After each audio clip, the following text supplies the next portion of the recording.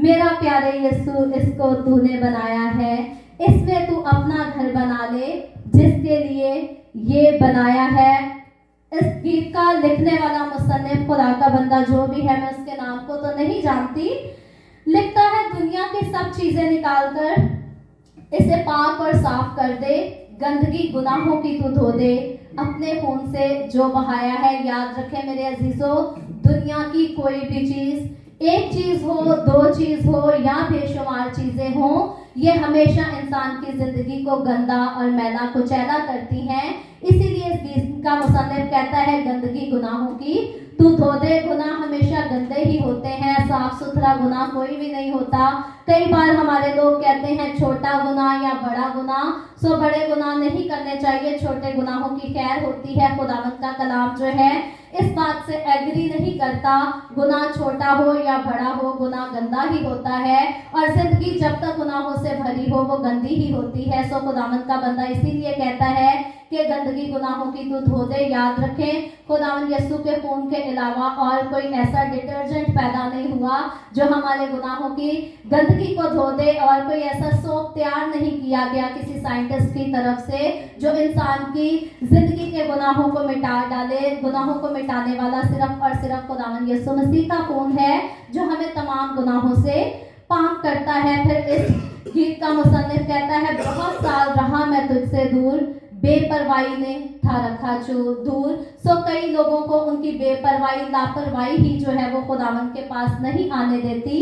हम जो खुदावंद के पास हैं इसमें हम अपने आप पर कोई फख्र ना करें, गरूर ना करें। खुदावंद का बंदा कहता है तेरे रहम और फजल और प्यार ने तेरा धर्म मुझे दिखाया है। सो खुशकिस्मत लोग होते हैं जिनके ऊपर खुदा का रहम भी होता है, खुदा का फजल और खुदा का प्यार होता है जो उनको खुदा का धर दिखा देता है। लेकिन खुशकिस्मत लोग वो होते हैं जो खुदा के धर को देखने के बाद उसे अपना बनाकर अपनी जिंदगी खुदावंद को दे देते हैं। एक और खास बात है इस गीत में, मैं इसको जरूर आपके साथ शेयर करना चाहती हूँ। लिखा है, हमने मिलकर गाया, पढ़ा जब कलामे पाक मैंने, जो असली है शहरा, अपनी नजात और जिंदगी का मुझको यकीन आया है। ऐसे भी लोग हैं जो आपको कहेंगे कि बाइबल मुकद्दस को खुद ना पढ़ा करें, क्योंकि इंसान की समझ जो है वो बाइबल मुकद्दस को ठीक से समझ नहीं सकती। याद रखें मेरे अजीजों, बाइबल मुकद्दस में कहीं किसी जगह ये बात नहीं कही गई कि आप अपनी बाइबल मुकद्दस को ना पढ़ें और शेल्फ पे उसे लटका के उसके ऊपर एक छाड़ा चढ़ा दें। बाइबल मुकद्दस में खुदावंद का कलाम में लिखा है कि खुदावंद के कलाम को पढ़ने वाले, सुनने वाले और जो कुछ उस पर लिखा है उस पर अमल करने वाले मुबारक हैं। सो बाइबल मुकद्दस को पढ़ने से जो मना करते हैं, जो आपको कहते हैं कि किसी खादिम की रहनुमाई के बगैर इसे पढ़े ना, याद रखें वो गलत करते हैं। खादिम की रहनुमाई बहुत ज़्यादा ज़रूरी है, हम उससे इनकार नहीं कर सकते, लेकिन अपने घर में हर रोज़ कलाम मुकद्दस को बड़ी तरतीब के साथ पढ़ना और भी ज़्यादा ज़रूरी है। क्योंकि जब इंसान खुद कलाम को पढ़ता है तन्हाई में जाकर, तब खुदा का रूह इंसान के ऊपर आकर ठहरता है, जो कि हकीकी तौर पर उसकी मदद करता है, रहनुमाई करता है, ताकि वो असली शहरा पर, जिंदगी के रास्ते पर चल सके। सो हमने खुदावंद को कहा, दिल ले ले मेरा प्यारे यीशु, क्योंकि इसको तूने बनाया है। मैंने जैसा कि शुरू में कहा, ऐसा मुमकिन नहीं कि हम खुदावंद को पुकारें और वो जवाब ना दे। वो ज़रूर जवाब देता है, वो हमारी बात के आगे हमें रिस्पॉन्स ज़रूर देता है, क्योंकि वो जिंदा खुदा है। सो इस गीत को जब मैं गा रही थी, मेरे दिल में खुदावंद ने एक और गीत को डाला। मेरी तरफ, मेरे नज़दीक खुदा का ये जवाब है हमारे इस गीत के लिए, जैसे मैं मूसा के साथ साथ था वैसे ही तेरे भी साथ रहूंगा। क्योंकि जब हम खुदावंद को कहते हैं हमारा दिल ले ले, वो हमारा दिल ले लेता है, लेकिन फिर वादा करता है कि अब तूने अपना दिल मुझे दे दिया है, तो जैसे मैं मूसा के साथ साथ था तेरे भी साथ रहूंगा। और भी खुदावंद बहुत कुछ कहता है जिसको हम इस गीत के दौरान गाएंगे और सब मिलकर गाएंगे।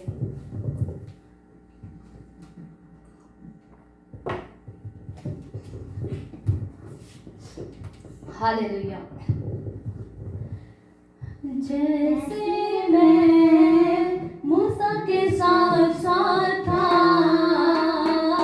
वैसे ही तेरे भी साथ रहूंगा। जैसे मैं मूसा के साथ साथ था, वैसे ही तेरे भी साथ रहूंगा।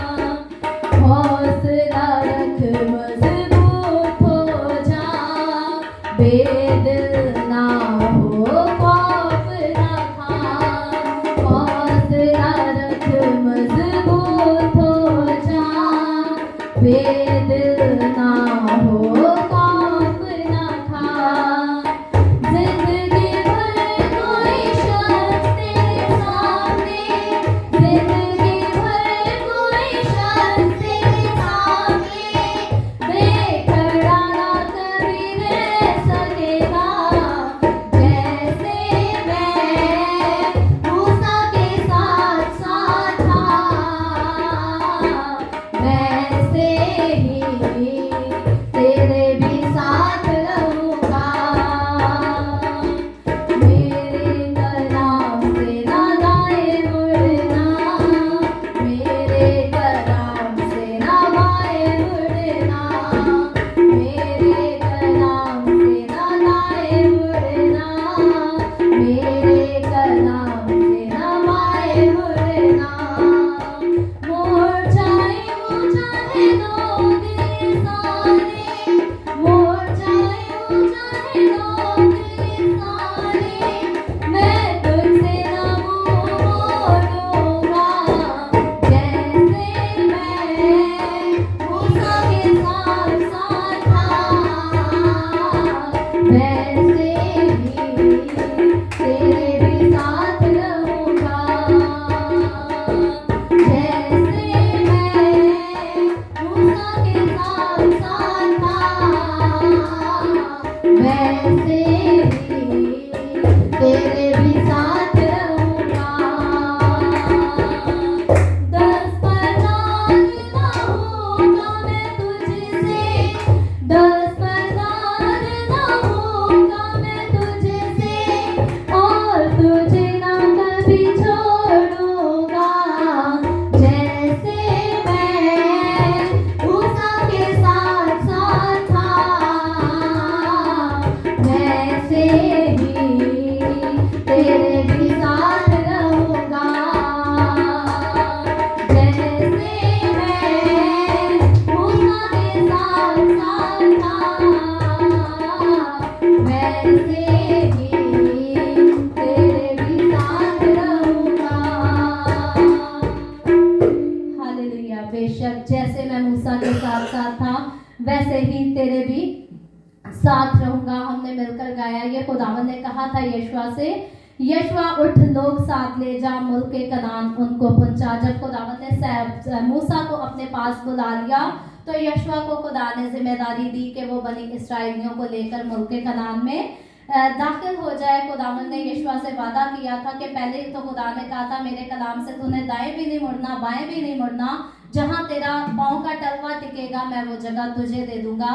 सो खुदावन आज मुझे और आपको भी कहता है, हमने ना तो खुदावन के कलाम से दाएं मुड़ना है, ना खुदावन के कलाम से बाएं मुड़ना है। मुराद इससे मैं हमेशा कहा करती हूँ कि हमें झूठे उस्तादों की तरफ नहीं जाना, झूठे नबियों की तरफ नहीं जाना, अपनी मनमानियां नहीं करनी, ये नहीं कहना कि दुनिया और दीन को साथ साथ रखना है। जब हम दीन और दुनिया साथ साथ रखते हैं तो ये भी खुदावन के कलाम से दाएं और बाएं मुड़ जाने के बराबर हो जाता है। और फिर अगर हम अपनी ज़िंदगी में ऐसा करते हैं, दुनिया के उस्तादों को ज़्यादा तरजीह देकर खुदावन के कलाम को सेकेंडरी पोजीशन पर ले आते हैं, तो हमारी ज़िंदगी जो है वो बाबरकत कभी नहीं रहती। ज़िंदगी को बाबरकत बनाए रखने के लिए, रूह की आग अपनी ज़िंदगी में, अपने जीवन में लगाए रखने के लिए याद रखें मेरे अजीज़ों, ना तो खुदावन के कलाम से दाएं मुड़ना है, ना बाएं मुड़ना है, दुनिया की तालीमात की तरफ नहीं जाना। बाइबल मुकद्दस में जो कुछ लिखा है उसे अपनी ज़िंदगी में करें, हमेशा अप्लाई करें, खुदावन आपको बहुत बरकत देगा। खुदावन कहता है यशवा उठ लोग साथ ले जा। आज यहाँ से मुझे और आपको खुदावन ये कहता है कि उठ और गुनाहगारों को जाकर तौबा का कलाम सुना। और जब हम गुनाहगारों को तौबा का कलाम सुनाएंगे, हम खुद निजात अपनी ज़िंदगी में रखते होंगे, तो याद रखें हमेशा हमारी खिदमत के वसीला से गुनाहगार ज़रूर निजात पाएंगे। सो आए हम अपने आप को खुदावन के कलाम के लिए तैयार करेंगे। और इससे पहले हम खुदावन का कलाम करें, आए हम एक दुआया कोर्स गाएंगे। और इसके बाद आज हमारी फैमिली में एक न्यू मेंबर का एडिशन है, और उसके लिए ख़ास जो है वो ब्लेसिंग की दुआ की जाएगी, जो कि खास ब्लेसिंग की दुआ पास्टर यूसुफ हमारे सीनियर पास्टर हैं, इनके साथ मिलकर हम करेंगे। पाजी साहब आज खामोश हैं, उनका गला ख़राब है, लेकिन दुआ वो ज़रूर करेंगे। हम अर्लिन तो ब्लेस भी करेंगे, उसके लिए दुआ भी करेंगे और आपके सामने इंट्रोड्यूस भी कराएंगे। लेकिन आए पहले हम अपने आप को खुदावंद के कलाम के लिए भी तैयार करें, दुआ करें, कोर्स गा के इसके बाद हम अपने न्यू फैमिली के मेंबर को जो है वो आपके साथ जरूर इंट्रोड्यूस कराएंगे। हालेलुया। इमैनुअल से गुजारिश करती हूँ तबले पर आ जाए। Praise Jesus. तेरा कलाम ज़माने ऐ खुदा बंदा, तेरा कलाम ज़माने में ऐ खुदा बंदा,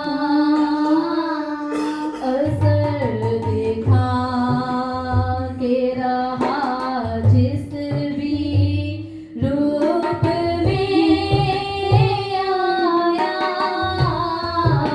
असर दिखा के रहा जिस भी रूप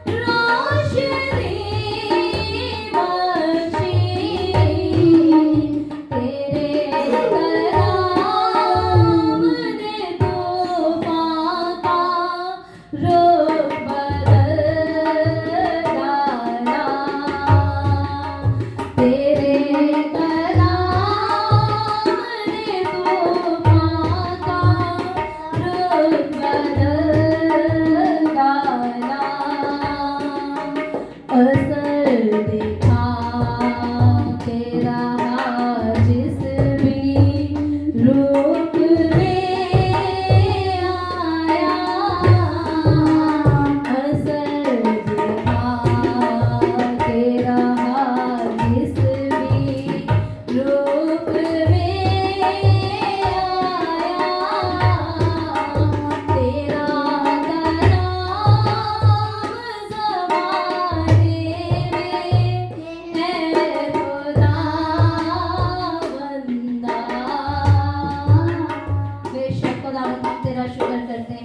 तेरा तेरा कलाम हमेशा असर दिखाकर रहता है, तेरा कलाम कभी बेतासीर नहीं लौटता खुदावन। कईयों की जिंदगी में खुदावन वक्त लगता है कि वो तुझे जाने पहचाने और अपना दिल तुझे दे सकें, लेकिन खुदावन हमारा ईमान है कि जितने हमारे वसीला से तेरे कलाम को सुनते हैं ज़रूर नजात पाएंगे।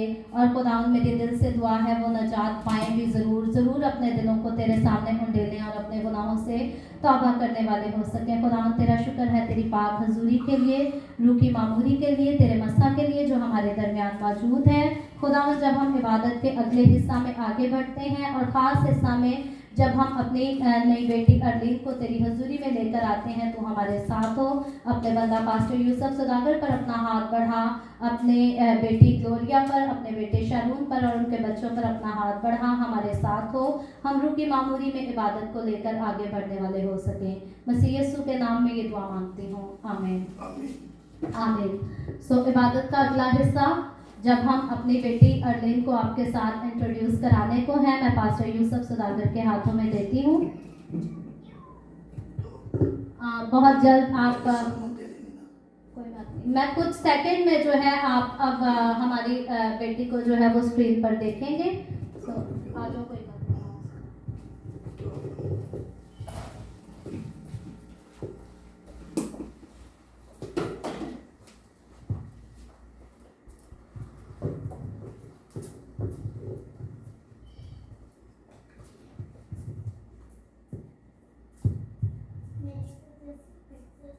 मेरे भाइयों और बहनों,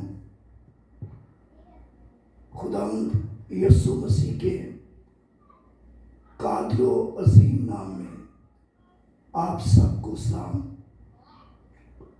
खुदावंद का शुक्र और उसके नाम की तारीफ हो, वो जो अपने लोगों को प्यार करता और औलाद जैसी नेमत से नवाजता है। जब हम ज़बूर नंबर 127 पढ़ते हैं और उसकी पहली 3 आयत पढ़ते हैं तो वहाँ पर लिखा है, अगर खुदावंद ही घर ना बनाए तो बनाने वालों की मेहनत अबस है। अगर खुदावंद ही शहर की हिफाजत ना करे तो निगहबान का जागना अबस है। तुम्हारे लिए सवेरे उठना और देर में आराम करना और मुशक्कत की रोटी खाना अबस है, क्योंकि वो अपने महबूब को तो नींद ही में दे देता है। देखो, औलाद खुदावंद की तरफ से मिरास है और पेट का फल उसी की तरफ से अजर है। मेरे भाइयों और बहनों, याद रखें कि औलाद जो है वो खुदावंद की तरफ से मिरास है और पेट का फल उसी की तरफ से यानी खुदावंद की तरफ से अजर है। यहाँ बेटा या बेटी मेंशन नहीं किया गया, बल्कि औलाद, बच्चे जो है ये खुदा की तरफ से मिरास है। और फिर हम देखते हैं मत्ती की अंजील जब पढ़ते हैं उसका 13वां बाब में लिखा है कि जब यीशु मसीह प्रीचर कर रहा था, मुनादी कर रहा था, तो लोग बच्चों को उसके पास लाने लगे ताकि वो उनको छुए, मगर शागिर्दों ने उन्हें झिड़का, बच्चों को झिड़का, क्योंकि उस वक्त तक शागिर्द जो थे ना समझ थे, इतने ज़्यादा समझदार नहीं थे। और लेकिन यीशु मसीह ने कहा, बच्चों को मेरे पास आने दो, इन्हें मना ना करो, क्योंकि आसमान की बादशाही ऐसो ही की है। और यीशु मसीह ने बच्चों को अपनी गोद में लिया और उन पर हाथ रखे और उनको बरकत दी। मेरे भाइयों और बहनों, यीशु मसीह ने क्यों उन पर हाथ रखे, क्यों बरकत दी, क्यों बरकत दी? इसलिए कि बच्चे उसी की तरफ से, यानी मेरे और आपके यीशु की तरफ से, मेरे और आपके खुदावंद की तरफ से, खुदावंद खुदा की तरफ से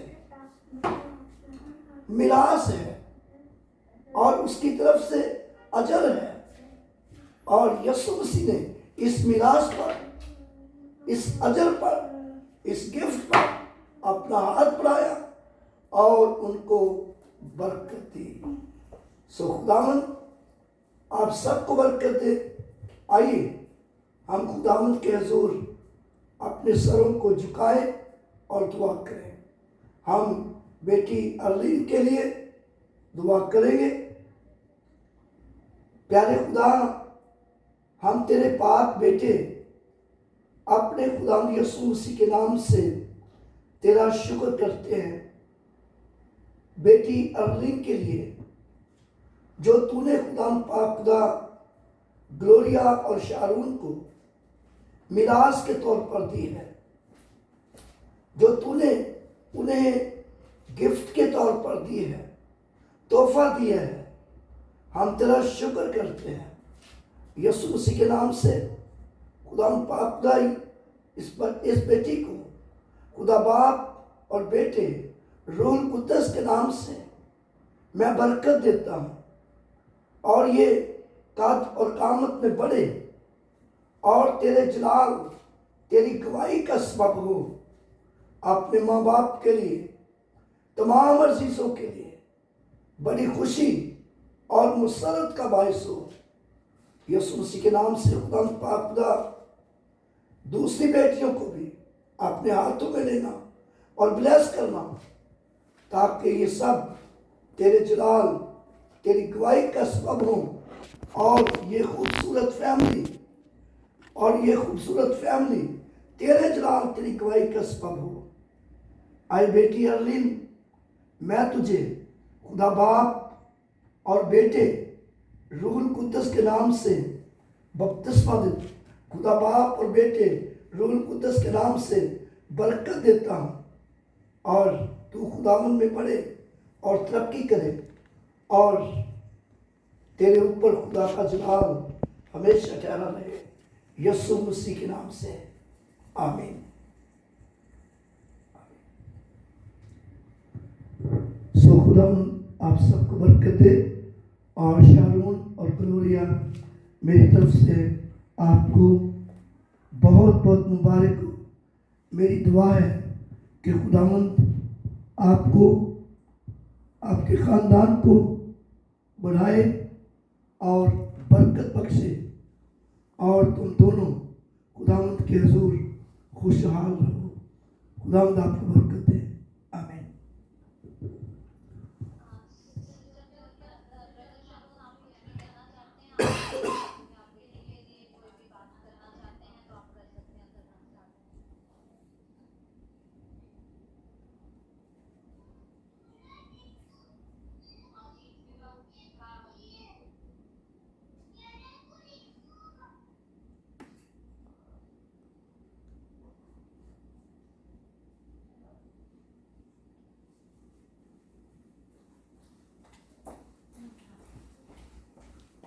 अभी मुबशरा मारिया खुदावंद का कलाम सुनाएंगी, सो मैं उससे दावत देता हूँ खुदावंद का कलाम सुनाए evangelist Maria. Thank you so much father जजू बेटा, ये ले जाओ, ये अभी नहीं चाहिए यहाँ पर। तो खुदावंद का शुक्र करते हैं आज के इस दिन के लिए, उस सारी प्रस्तिश के लिए जो हम सब ने मिलकर खुदावंद की पाक हजूरी में की। आज खुदावंद का कलाम मुझे सुनाना होगा, ये मुझे सुबह ही पता चला, लेकिन हम खुदावंद का शुक्र करते हैं हमारा जिंदा खुदा हमेशा हमारे साथ हाजिर होता है, वो कभी हमें अकेले नहीं छोड़ता। तो मेरा ईमान है खुदावंद आज मेरे वसीला से ज़रूर मेरे और आपके हम सब के साथ बात करेगा और कलाम करेगा। कलाम पाक की तलावत जो है वो शुरू में हमारे दरमियान हो चुकी है, ब्रदर शारून ने की थी। इमसाल उसका 6ठा बाब और उसकी 16वीं आयत से लेकर 9वीं आयत है खुदावंद के कलाम से, जिसमें से आज हम सब मिलकर खुदावंद के कलाम को सीखेंगे। इमसाल 6ठा बाब उसकी 16वीं से 19वीं आयत। सो इससे पहले मैं खुदावंद के कलाम को पढ़ूं, आए हम खुदावंद के कलाम के लिए दुआ करेंगे। ऐ कदूस आसमानी बाप, मैं तेरा शुक्र करती हूँ, तूने हमें अपना बनाया और हमें अपने खादिम बनाया है, ताकि खुदावंद हम तेरे कलाम की बातों को खुदावंद हर एक के साथ मिलकर शेयर कर सकें, तेरी अंजील की मनादी कर सकें और बहुतों को नजात के तख्त के पास लाने वाले हो सकें। खुदावंद आज का कलाम सुनाने के लिए मैं तेरे रूह के मसा को और ज़्यादा कसरत से अपने ऊपर मांगती हूँ। तो सर से लेकर पैरों तक मुझे छू, जब मैं बात करूँ तो खुदावंद मुझ में से तेरा रूह होकर बोले और हर एक से, तमाम सुनने वालों से मेरे साथ भी कलाम करे, और आज का कलाम हर एक के लिए खुदावंद बाइस से बरकत हो, गुनाहगारों के लिए बाइस से नजात होने वाला हो सके। मसीह यीशु के नाम में ये दुआ मांगती हूँ, आमीन आमीन। सो हवाला मैं 2 बार बता चुकी हूँ, तीसरी बार फिर से एक बार रिपीट। बार बार हवाला मैं अक्सरों का इसलिए रिपीट किया करती हूँ, कई बार खादिम जल्दी में हवाला बोल जाते हैं और कुछ को समझ ही नहीं आता। इमसाल की किताब 6ठा बाब उसकी 16वीं आयत से 19वीं आयत है, हम इसको मिलकर पढ़ेंगे। मैं थोड़ा सा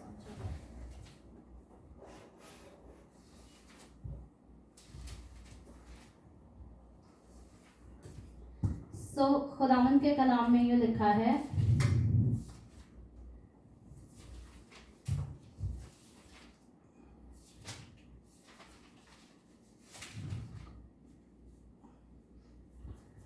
छह चीजें हैं जिनसे खुदावन को नफरत है, बल्कि 7 हैं जिनसे उसे कराहियत है। 6 चीजों के बारे में हम सीख रहे हैं आज, बल्कि आगे चलकर लिखा है 7 चीजें हैं जिनसे खुदावन को कराहियत है। नफरत के बाद कराहियत का वर्ड उस चीज के लिए यूज किया जाता है जिससे इंसान को बहुत ज्यादा घिन आती हो, जो कि किसी सूरत में भी इंसान को बर्दाश्त ना होती हो, उसके लिए लफ्ज जो है वो कराहियत का इस्तेमाल होता है। तो खुदावन के कलाम में ये लिखा है 6 चीजें हैं जिनसे खुदावन को नफरत है, बल्कि 7 हैं जिनसे उसे कराहियत है। पहली क्या चीज है? 17वीं आयत में लिखा है ऊंची आंखें, फिर है झूठी जुबान, फिर है बेगुनाह का खून बहाने वाले हाथ, बुरे मंसूबे बांधने वाला दिल, शरारत के लिए तेज रो पांव, झूठा गवाह जो दरोग कोई करता है, फिर लिखा है और जो भाइयों में नफाक डालता है। तो यहाँ मेरे अजीजों हम देखते हैं 7 चीजों के बारे में आज के इस हवाले में लिखा है जिस पर हम बात करने वाले हैं। हम बहुत ज्यादा देर तक बात नहीं करेंगे। जैजल बेटा आप डिस्टर्ब कर रहे हो शरारत करके, तो प्लीज शरारत नहीं करनी। ऐसा करें, इस माइक को ऑफ कर दें। जैजल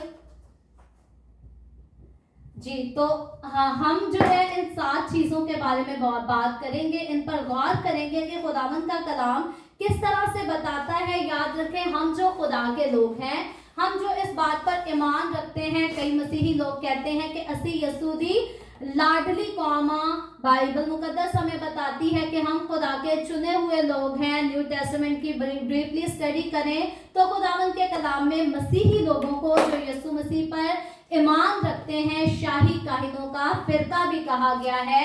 सो बात रही, कई बार लोग बरगजीदगी के वर्ड को जो है वो बहुत लाइट ले लेते हैं, चुने हुए लफ्ज की ज्यादा अहमियत नहीं समझते।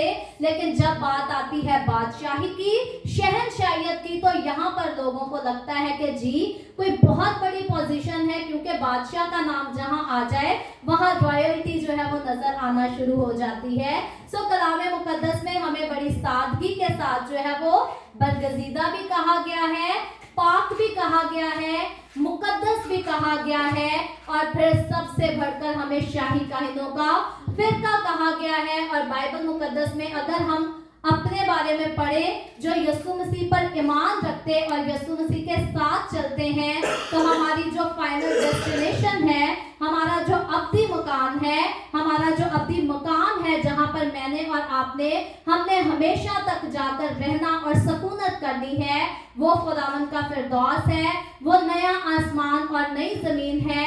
हम देखते हैं ये दुखों से भरी दुनिया, ये तकलीफों से भरी दुनिया, ये नफरतों के साथ भरी दुनिया जो है, इसने एक दिन तबाह हो जाना है। अगर आज की हम दुनिया की तरफ देखें, आज के हालात की तरफ देखें, किसी भी आप कंट्री पर जाकर जायजा कर सकते हैं, दुनिया और नस्लें इंसानी जो है ये तबाहियत की तरफ जा रही है।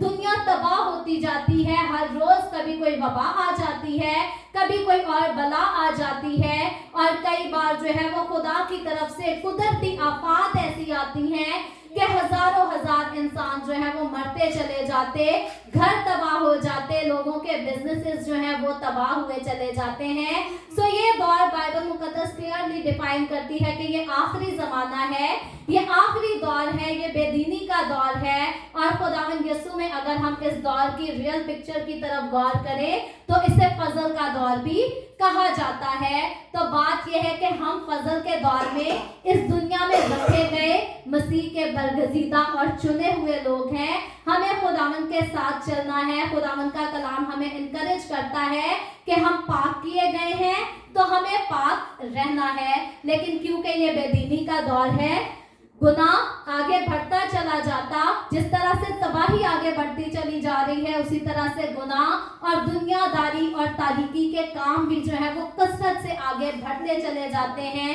एक वक्त था हम देखते थे कि अमेरिका के मुल्क में बड़ी आज़ादी है, कनाडा में, यूके जैसे कंट्रीज में बड़ी आज़ादी है, वहां पर लोग जो है वो गलत काम भी आसानी से कर लेते हैं और कानूनी तौर पर उनको सजा भी नहीं दी जाती। यहाँ पर मैं बात कर रही हूँ हरामकारी की तरफ और जिनाकारी की तरफ इशारा है। अब हम देखें तो एशियन कंट्रीज में जहां कभी बहुत सख्ती हुआ करती थी कि ऐसे काम नहीं करने, अगर माँ बाप को पता चल जाएगा तो पता नहीं कोई गजब हो जाएगा, अजाब आ जाएगा।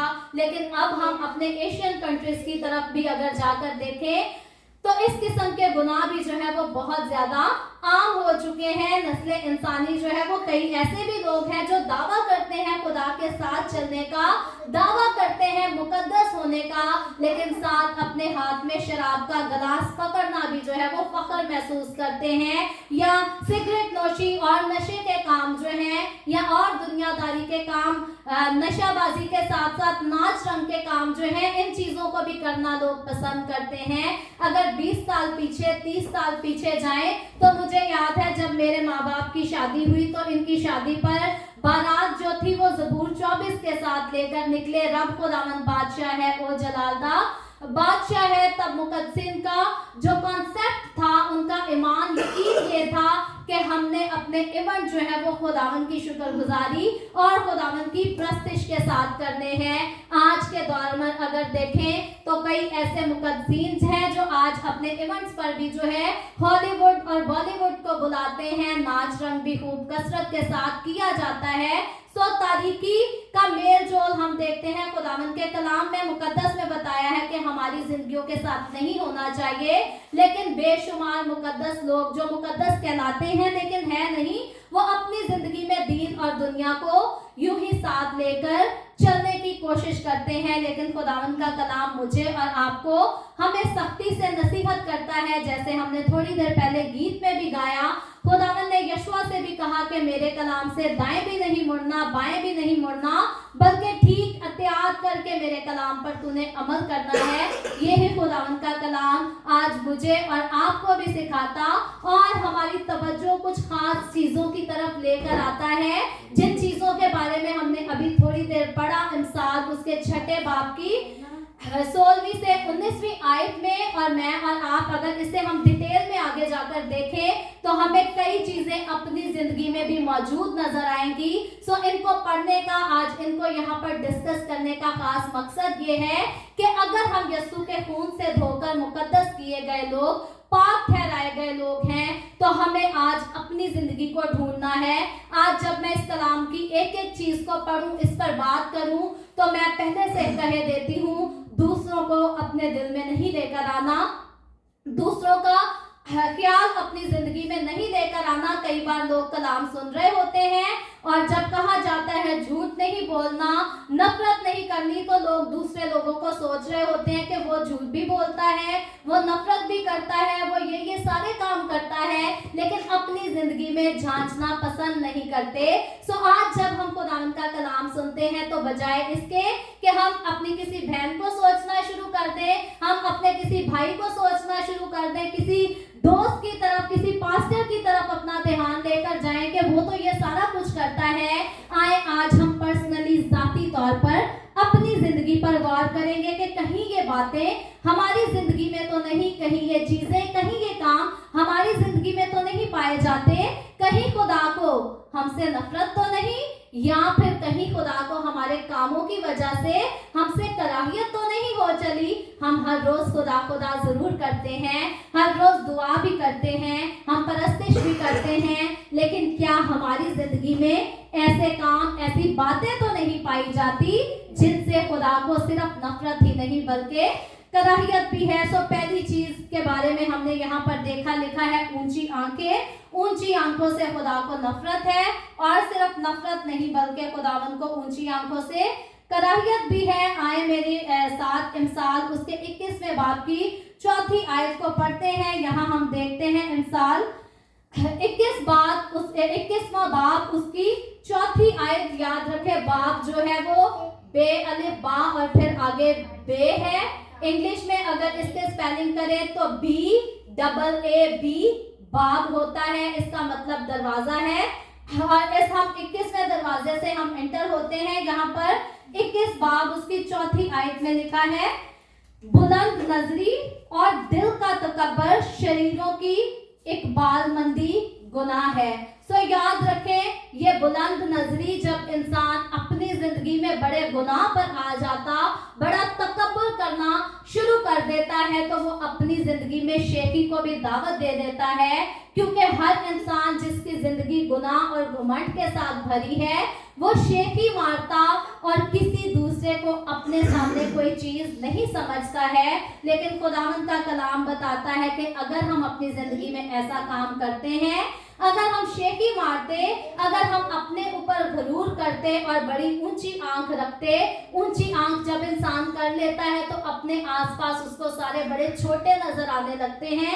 उसको लगता है मैं तो बड़ी खास हस्ती हो गया, मैं बड़ा अक्लमंद आदमी हो गया, मैं बड़ा हाकिम हो गया। लेकिन मेरे आसपास रहने वाले, मेरे आसपास बात करने वाले सब ही नहायत बेवकूफ हैं, उनको किसी किस्म की समझ नहीं और सारी समझ जो है वो सिर्फ मुझे है।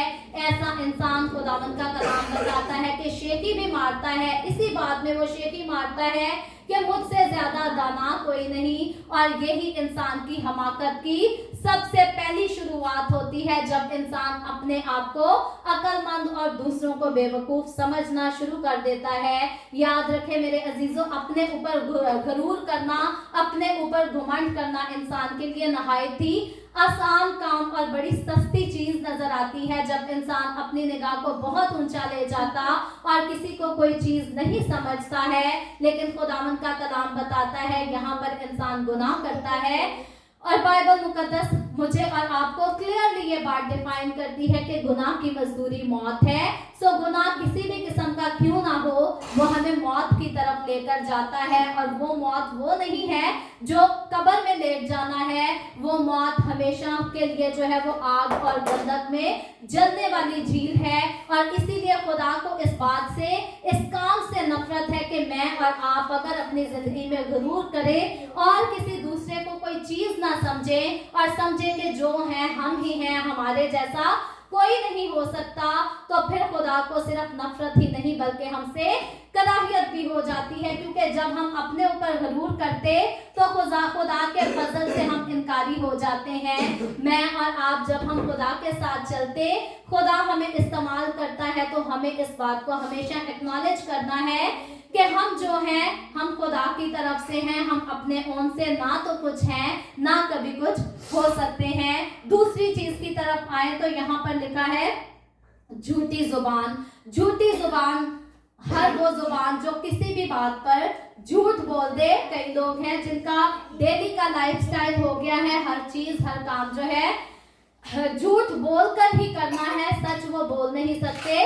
कई ऐसे लोग हैं जो कहते हैं हम सच बोलने की पूरी कोशिश करते हैं, लेकिन कभी कभार नेकी के लिए भी जो है वो झूठ बोलना पड़ जाता है। याद रखें मेरे अजीजों, जो झूठ बोलकर की जाए वो नेकी नहीं होती, वो बदी के अलावा कुछ नहीं होती। सो नेकी जो है वो हमेशा सच बोलकर और दलेरी के साथ की जाती है। अगर आपका भी कॉन्सेप्ट है कि नेकी करने के लिए झूठ बोला जा सकता है, तो मैं फिर से रिपीट किए देती हूँ, जो काम झूठ बोलकर किया जाए वो नेकी कभी नहीं हो सकता, वो खुदा की नजर में अच्छा कभी नहीं हो सकता। अगर हम अमसाल उसके 12वें बाब की 12वीं आयत में आए तो यहाँ पर लिखा है, मैं मेरी और आपकी हम सब की रहनुमाई के लिए पढ़ती हूँ। अमसाल 12वां बाब उसकी 12वीं आयत लिखा है, शरीर बदकिरदार का दाम मुश्ताक है।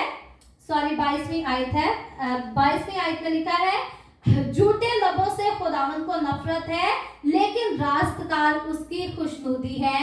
सो जो लोग अपनी जिंदगी में झूठ बोलते हैं उनसे बाइबल मुकद्दस बताती है खुदा को नफरत है। लेकिन वो लोग जो रास्ते से अपनी जिंदगी गुजारते, चाहे सच कड़वा ही उनको क्यों ना बोलना पड़े, लेकिन वो सच बोलने से बाज नहीं आते, रास्तकारी में चलते हैं। लिखा है रास्तकार उसकी खुशनुदी में है। जो लोग सच्चाई से अपनी जिंदगी गुजारते और ना नेकी करने के लिए ना बदी करने के लिए, कुछ भी करने के लिए झूठ का सहारा नहीं देते, वो खुदा की हजूरी में बड़े पसंदीदा लोग होते हैं। शायद दुनिया तो उनको रद्द कर दे, शायद दुनिया तो उनको हकीर जाने, शायद दुनिया तो उनसे नफरत करने लगे, लेकिन खुदावंद उनकी इज्जत भी करता और खुदावंद उनसे बेइंतहा प्यार भी करता है। आगे एक हवाला है कुलसियों 3 बाब उसकी 9वीं और 10वीं आयत। मैं पादरी साहब से गुजारिश करूंगी अगर ये हवाला निकाल दें तो हम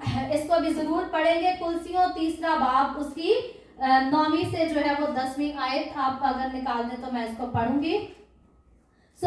बात हम जो कर रहे हैं झूठे लबों पर, जब जी कुलसियों 3 बाब, जब इंसान झूठ बोलता है तो इंसान पहली बात तो जो है वो सिर्फ खुदा को नाराज नहीं करता, अपने आसपास रहने वाले लोगों का वो यकीन भी खो देता है। मेरा कई बार एक्सपीरियंस हुआ है, कई लोग मिनिस्ट्री के ताल्लुक से जो है हमारे साथ राब्ता करते हैं, हमसे बात होती है, जी हम भी द वे ऑफ हेवन के साथ मिलकर काम करना चाहते हैं, आप हमें भी इस्तेमाल करें, हम भी आपके साथ खुदावंद के जलाल के लिए इस्तेमाल होना चाहते हैं। लेकिन जब उनसे कोई बात आगे बढ़ती है फिर उनकी बातों में आगे झूठ पाया जाता है, और ये एक बड़ी वजह है वे ऑफ हेवन के साथ आज बहुत सारे लोगों की इन्वॉल्वमेंट आपको नजर नहीं आती। उसकी वजह यह है कि जब कोई एक बार हमसे झूठ बोल देता है, दूसरी बार हम कभी उसको द वे ऑफ हेवन के प्लेटफॉर्म पर आने की दावत नहीं देते।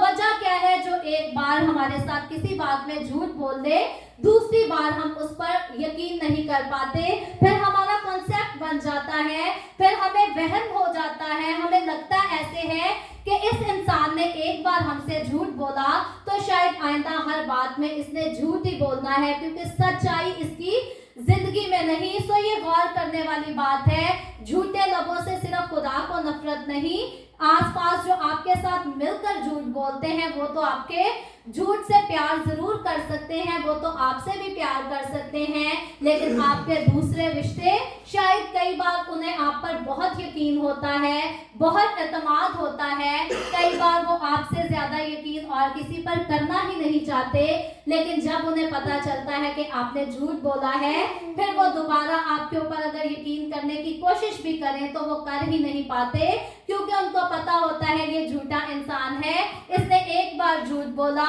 दूसरी बार भी झूठ बोल सकता है।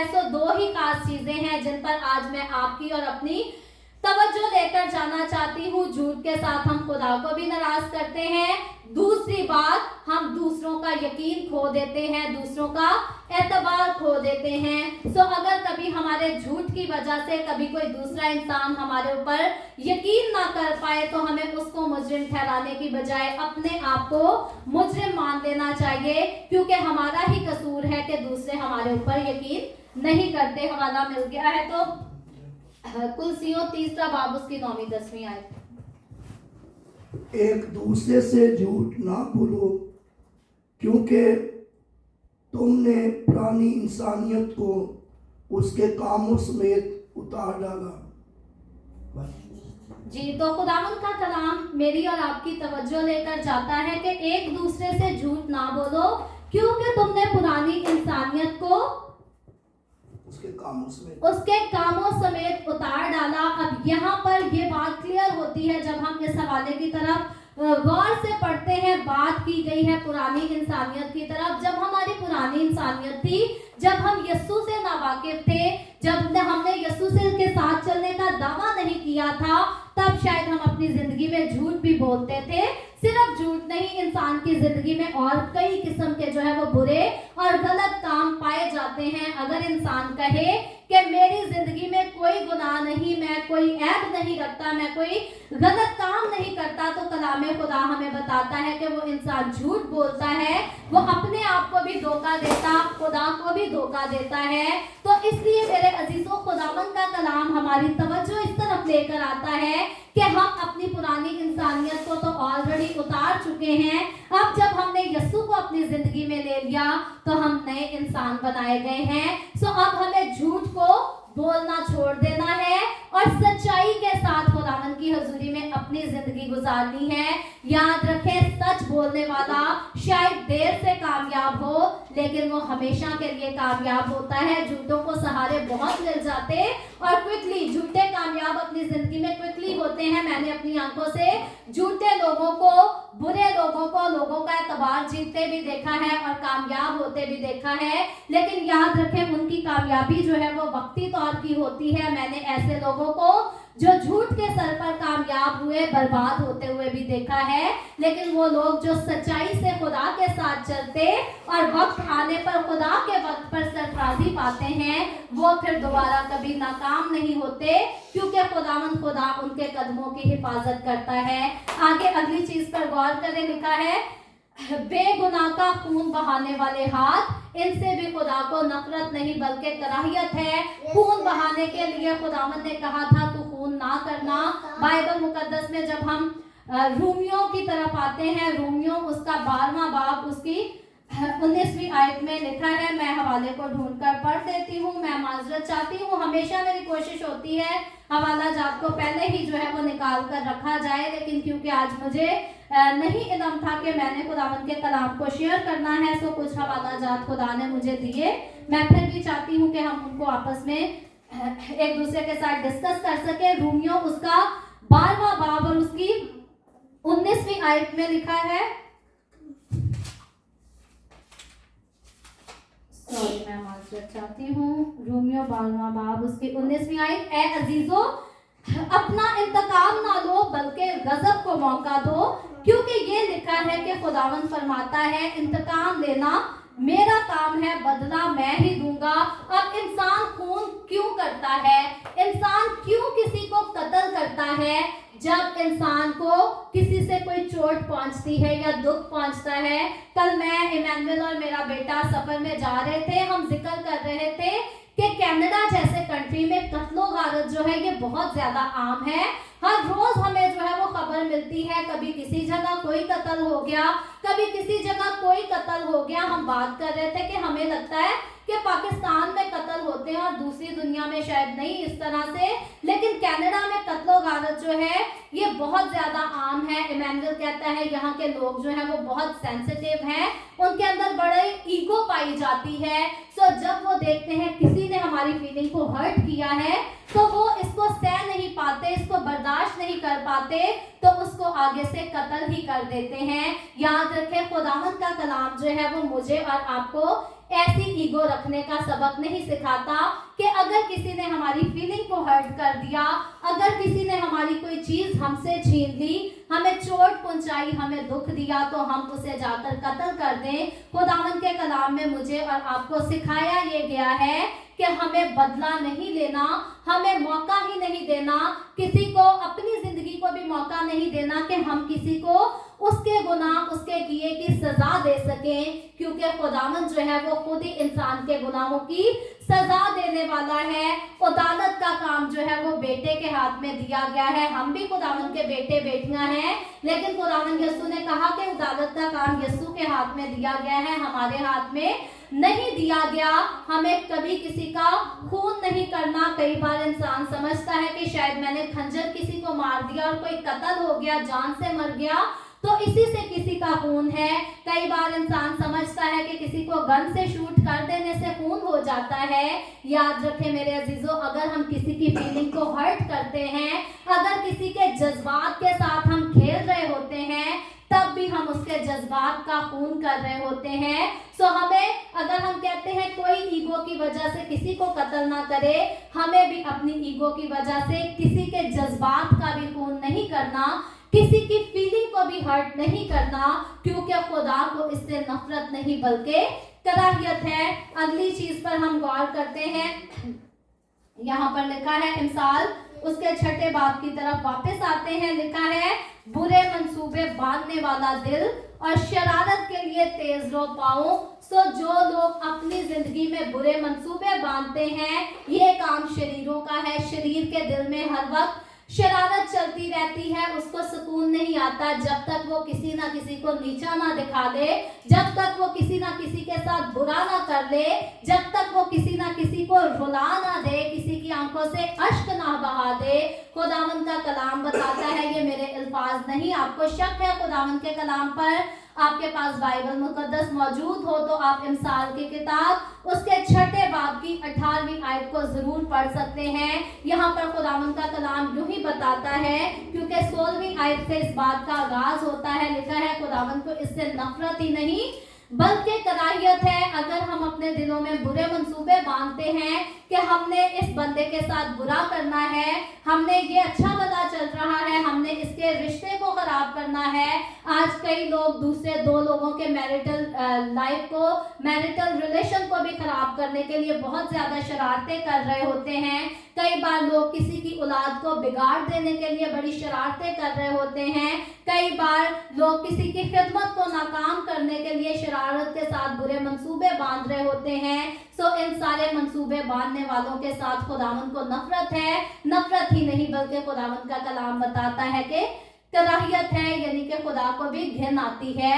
आगे चलकर 19वीं आयत, आज की आखिरी आयत में लिखा है, झूठा गवाह जो दरोग गोई करता है और जो भाइयों में नफाक ढालता है। सो झूठे गवाह के बारे में, झूठ बोलने वालों के बारे में हम ऑलरेडी सीख चुके हैं, पढ़ चुके हैं। झूठे गवाह से खुदा को नफरत है। इफिसियों उसके 4 बाब की अगर आप 25वीं आयत को देखेंगे तो मजीद जो है हमें रहनुमाई मिलेगी। खुदावंद का कलाम जो है वो झूठी गवाहियों से मना करता है। ओल्ड टेस्टमेंट में भी अगर हम खरूज की किताब 20वें बाब में जाकर देखें तो वहां भी खुदा ने कहा था, तू किसी के खिलाफ, खासकर तू अपने पड़ोसी के खिलाफ झूठी गवाही ना देना।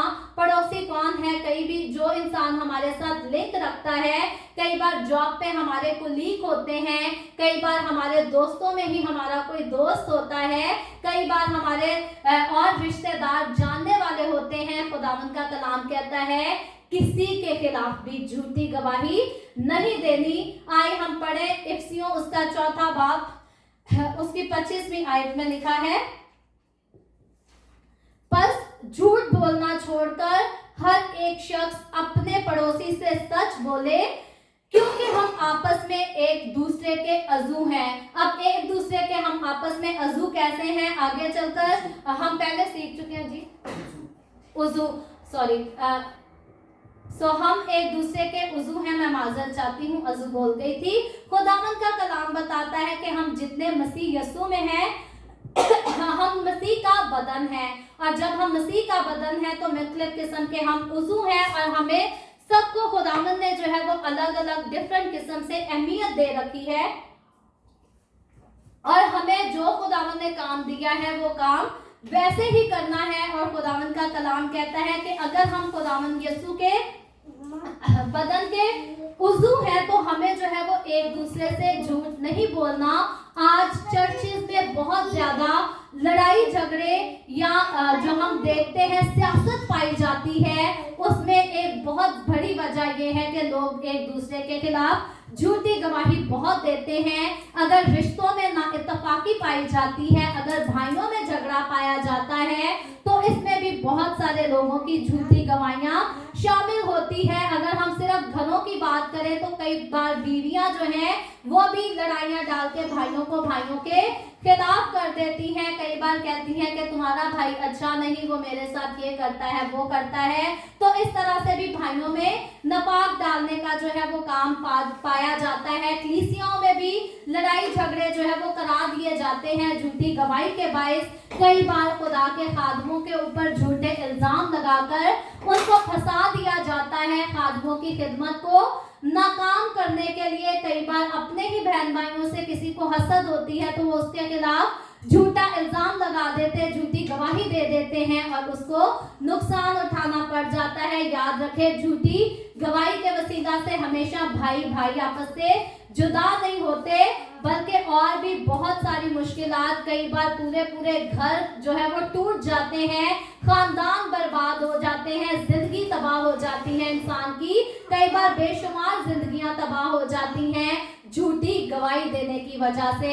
सो कभी भी खुदारा किसी के खिलाफ झूठी गवाही ना दिया करें, क्योंकि खुदावन का कलाम बताता है कि इस काम से भी खुदा को सिर्फ नफरत नहीं बल्कि खुदावन को कराहियत है। और आखिरी बात जिसका मैंने पहले जिक्र भी किया है, जो भाइयों में नफाक डालता है, यहाँ सिर्फ भाइयों के नफाक के लिए नहीं खुदावन का कलाम, अगर कोई किसी भी दोस्त के बीच में भी नफाक डालता है, किसी खादिम और उसकी कलीसिया के बीच में भी नफाक डालता है, कोई भी किसी के खिलाफ झूठी गवाही देकर एक दूसरे के दिल में उसके लिए नफरत पैदा कर देता है, कराहियत पैदा कर देता है, तो याद रखें खुदा को इस काम से नफरत है। खुदावन ने अपने लोगों को सच बोलना सिखाया और अपनी जिंदगी में सच्चाई के साथ चलने का सबक सिखाया है। सो मुझे और आपको हम अपनी जिंदगी में हमेशा झूठ को बोलकर सच बोलना सीखें, ना झूठी जुबान का इस्तेमाल करें, ना ऊंची नजर को अपनी जिंदगी में न रखें, ना गरूर और ना घमंड रखें,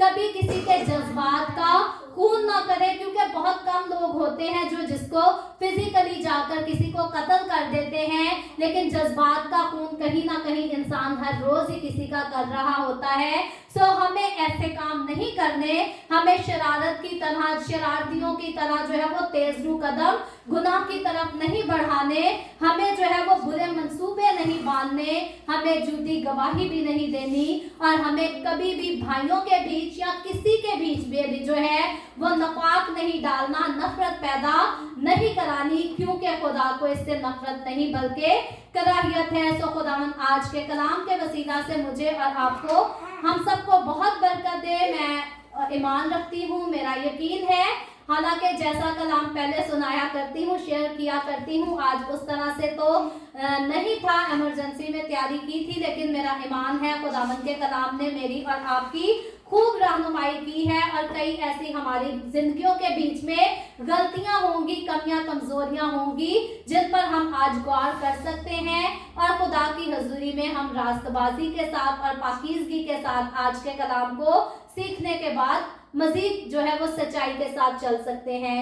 सो आए हम सब दुआ करेंगे, शुक्रगुजारी करेंगे खुदावन के इस खूबसूरत कलाम के लिए, और इसके बाद अपने हदिया जात खुदावन की हुजूरी में पेश करेंगे, और फिर आखिर में दुआए रबानी और कलमाते बरकत जो है वो पास्टर यूसुफ सदागर के साथ मिलकर हम अदा करेंगे।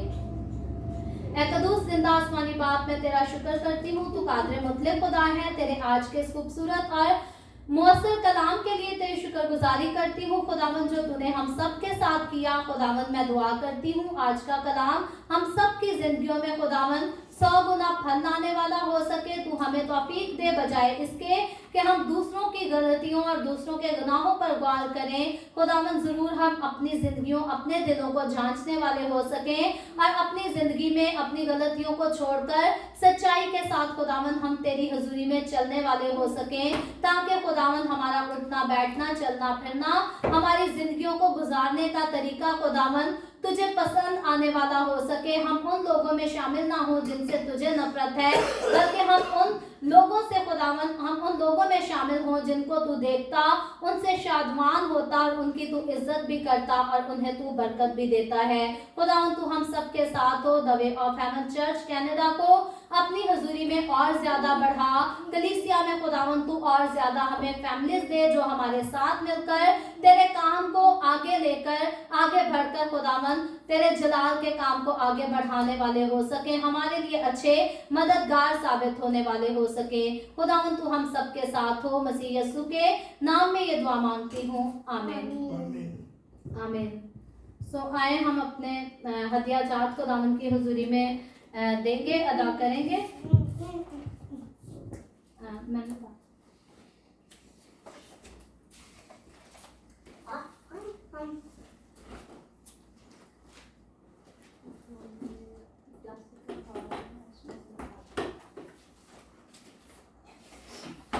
सो खुदावन की हजूरी में ज़बूर गाएंगे।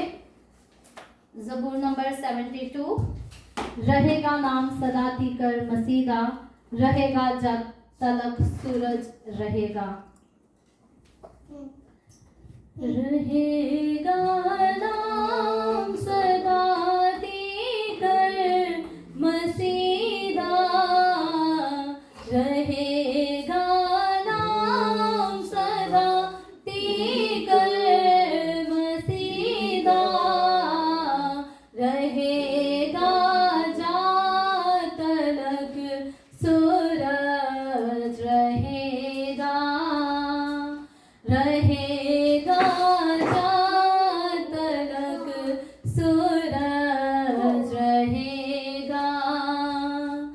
ते उस धोबर कता सब लोग पावन, ते उस धोबर कता सब लोग पावन, ते कमायो सिया धन्यवाद गावन, ते कमायो सिया धन्यवाद गावन, जो इसराइलिया दारा खुदा है, जो इसराइलिया दारा खुदा है, अजाइब काम करता धन सदा है, अजाइब काम करता धन सदा है, खुदा दा पाक ना है शान वाला, खुदा दा पाक ना है शान वाला, सदा तीकर मुबारक को रहेगा, सदा तीकर मुबारक को रहेगा, बुजुर्गियों दी है दुनिया पे सारी, बुजुर्गियों दी है दुनिया पे सारी, कहो आमीन आमीन फिर दूजी बारी, कहो आमीन आमीन फिर दूजी बारी। Hallelujah, praise God. सो खुदावन की शुक्रगुजारी करेंगे, दुआ करेंगे।